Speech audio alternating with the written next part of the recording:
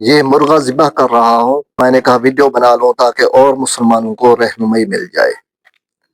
एक बात इससे पहले अर्ज करना चाहता हूँ कि ये औरतें जो घर में हमारी माएँ बहनें हैं, वो भी कोई परिंदा हो, कोई जानवर हो, ज़िबा कर सकती हैं। बिल्कुल जायज़ है। चाहे मर्द घर में मौजूद हो फिर भी जायज़ है, मर्द घर में मौजूद ना हो फिर भी जायज़ है। और ये ज़िबा करना कोई मुश्किल नहीं, आसान है। चंद मिनट में मैं बताता हूँ। इस वीडियो को लाइक कर लें, चैनल को सब्सक्राइब नहीं किया सब्सक्राइब करके बेल के निशान को ऑल पर सिलेक्ट करके टच कर दें ताकि इस तरह के वीडियोस आइंदा आपको मिलती रहें। जो भी जानवर ज़िबा करें, चाहे बड़ा जानवर हो चाहे परिंदा हो, तो उसका सर जनूब की जानिब करेंगे और उसका दुम शुमाल की जानिब, और उसे बाईं करवट लेटाएंगे तो खुद ब खुद वो किबला रुख हो जाएगा जिस तरह रुख होना चाहिए।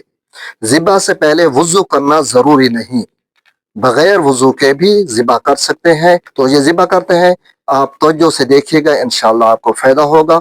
एक बार फिर अर्ज कर दूं, वीडियो को लाइक कर लें, चैनल को सब्सक्राइब नहीं है सब्सक्राइब करके बेल के निशान को ऑल पर सिलेक्ट करके टच कर दें। ये यहाँ पे ज़िबा करना होता है, मैं कैमरे के साथ जाकर बता दूं। यहाँ पर छुरी चलानी है, बिल्कुल नीचे यहाँ छुरी चला लेंगे और फिर थोड़ी सी टेढ़ी करके भी चला लेंगे और नीचे टेढ़ी करके भी चला लेंगे। मुकम्मल गर्दन नहीं काटनी बल्कि आधी काटनी है। और हराम मगज वाली जो शाहरग होती है उसे भी मुकम्मल नहीं काटना। हराम मगज जो सफेद होता है वो ना कटे।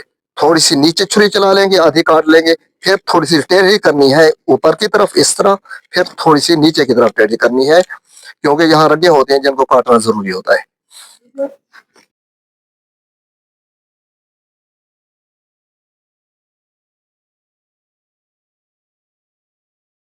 अब ये जुनूब है, ये शुमाल है, ये है किबला है।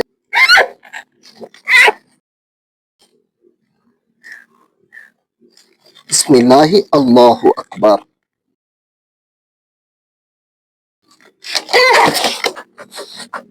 इसके बाद छुरी को धो लेना है, क्योंकि ये जो खून निकलता है ये हराम होता है।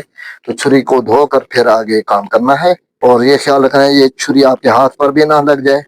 और ये ब्लड जो है ये भी हराम होता है, इसे कपड़ों पर नहीं लगने देना। मिलेंगे इंशाल्लाह अगली वीडियो में। वस्सलाम।